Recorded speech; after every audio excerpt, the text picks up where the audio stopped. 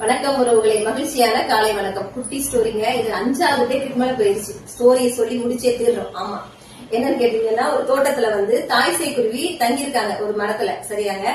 உரிமையாளர் தோட்டத்தை சுத்தப்படுத்தணும் அப்படின்னு சொல்றாரு. முதல்ல வேலையாட்களை சுத்தப்படுத்தணும் அப்படின்னு பேசிட்டு இருக்கும்போது இதை கேட்ட சேய்க்குருவி அம்மா கிட்ட சொல்றாங்க, அம்மா தோட்டத்தை சுத்தப்படுத்த போறாங்க, கண்டிப்பா மரத்தை வெட்டுவாங்க, நம்ம வேற மரத்துக்கு மாறிடலாம், இல்லம்மா நம்ம இங்கேயே இருப்போம் அப்படின்னு சொல்லி சேய்க்குருவி சொல்லுது.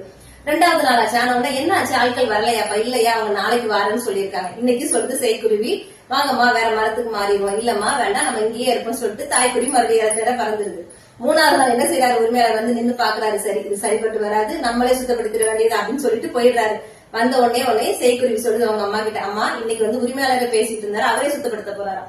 வாமா நம்ம இன்னைக்கே கிளம்பிடுவோம். என்னம்மா இத்தனை நாள் சொன்ன வேண்டான்னு சொன்னீங்க? ஆமாம்மா, இத்தனை நாள் அவர் அடுத்தவங்க மேல நம்பிக்கை வச்சிருந்தாரு, இன்னைக்கு அவரே அந்த களத்துல இறங்குறாரு, அவர் மேல நம்பிக்கை வைக்கிறாரு அப்படிங்கறதுனால கண்டிப்பா அந்த வேலையை செஞ்சு முடிச்சிருவாரு. அதனால நம்பிக்கை யார் மேல வைக்கணும்? நம்ம மேல வைக்கணுங்க. தன்னம்பிக்கை தான் நம்மளோட மிகப்பெரிய சொத்து. சரியாங்க.